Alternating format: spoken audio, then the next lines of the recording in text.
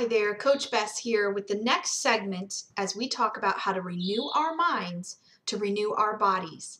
And this week we are coming to you with the topic of what is our true identity? How do we find our real identity in Christ? Meaning in our health, in our identity of who we grasp ourselves to be, and even meaning as far as how others define us. And so today I'm going to share with you just some quick scriptures and points that I believe help guide us and direct us in knowing who we really are. Because how many times do you know that when you come from a place of knowing who you are fully, knowing what you are capable of, whose authority resides within you towards sickness, towards your health, towards your future, and inside of your relationships, how many of you know that that changes your entire perspective and results? It can completely change whether you are successful or frustrated in your health and in your goals and in your walk as a healthy person and as a believer of Christ. And so I just want to share these with you as a place of guidance as you cling to hope in reaching the goals that you have for yourself in your health and in your life. So the first point that I believe tells us exactly who we are is in the Word of God, and there's many scriptures that talk about this, but it says that we are in the royal bloodline. It says that we have been grafted into the royal bloodline, and especially when we have faith in this principle, the minute that we choose to have faith towards this, that we could be considered God's kids and His precious bloodline, what happens is we activate the promises that God has for us in our healing and in our wholeness. So we are the royal bloodline. It says that in Galatians 3:13 through 14, it says that Christ redeemed us from the curse of the law by becoming a curse for us. For it is written, cursed is everyone who is hung on a tree. And he redeemed us in order that the blessing given to Abraham might come to the Gentiles through Christ Jesus. That means no one is eliminated from this opportunity. So that by faith we might receive the promise of the Spirit. This has been a powerful passage in my own life as I realized that no sin of mine was too big, no sickness was too terrifying, no mountain was too high to keep me from becoming God's child, from being in His royal bloodline, and from receiving the forgiveness that He so freely wanted to give me. That's the thing that ushers us into being in the royal bloodline, is receiving the forgiveness that's available to us. Okay, the next point is to finding out who we really are, is to know that we are healed. We are. So some of us, and even some of you watching this video might say, well, Bess, that's easy for you to say. You're walking in healing, and I am still over here struggling with this disease or chronic condition or pain or whatever it is that you are facing. And the reason that that isn't accurate is because the same rights that I have as a child of God were also given to you. He is not a respecter of persons, the Bible says. So you have the same ability to walk into healing the way that I do. And I still suffer from chronic pain. I still suffer from symptoms of a previous illness. I still have to, watch my weight. I'm not immune to any of the same struggles and stories that you yourself are probably dealing with today. And I'm certainly not forgetting what a struggle it can be to be in it, and how deep it is to be able to grasp the Word of God in a very real way to come out of it. Okay? So I certainly don't want to diminish what you feel in your body and in your life today. But I want you to know that according to the Word of God, we are healed. It is a promise activated by our faith. And as His kids in His bloodline, we have the right to walk in healing. And so Isaiah 53:5 tells us why. Because He took our sin. He was pierced for our transgressions. He was crushed for our iniquities. And the chastening of our well-being fell upon Him.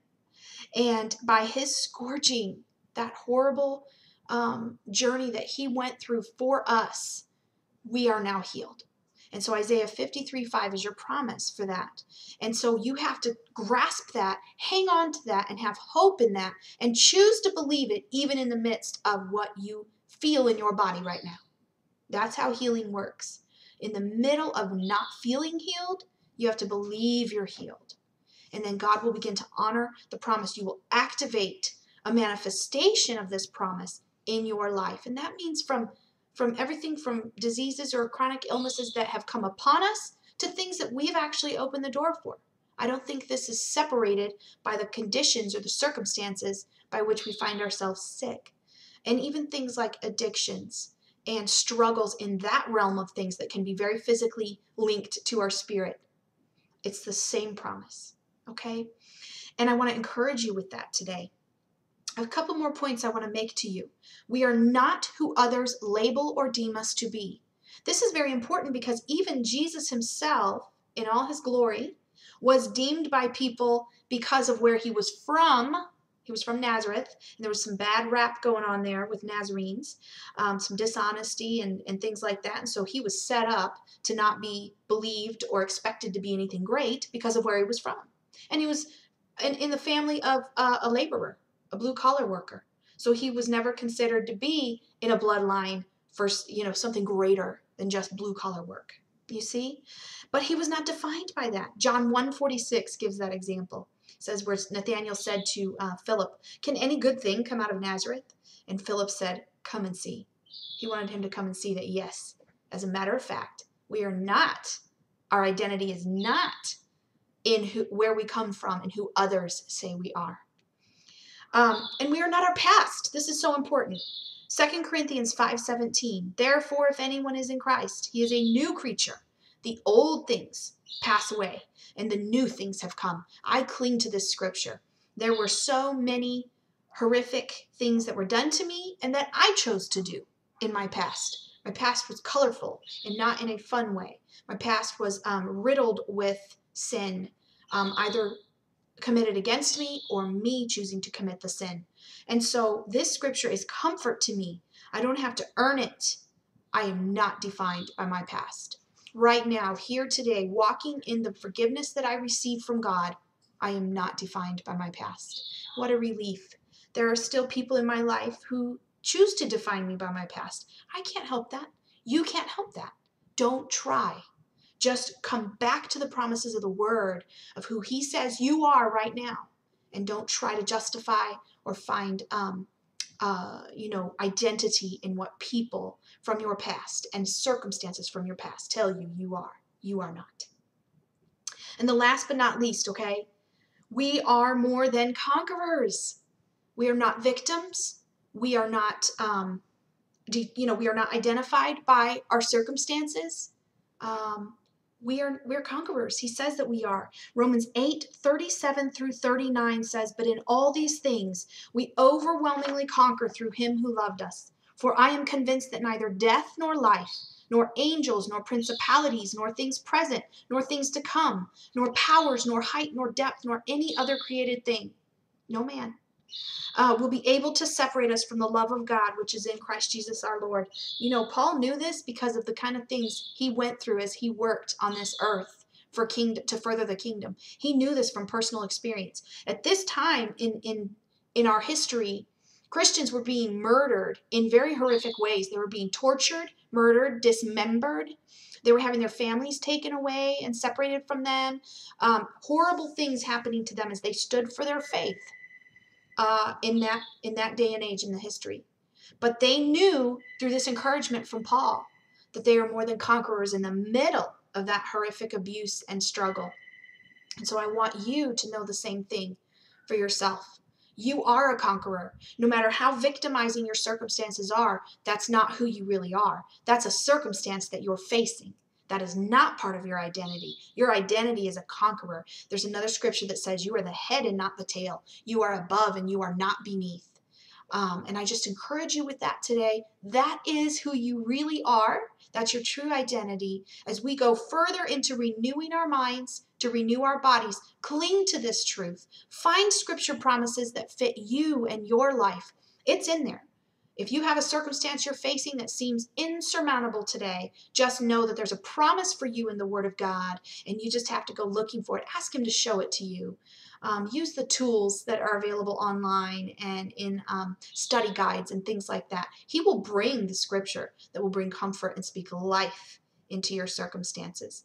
But my desire is for you, as I have come to grasp, that you would grasp who you really are in Christ, and that would fuel you as you move forward in renewing your mind.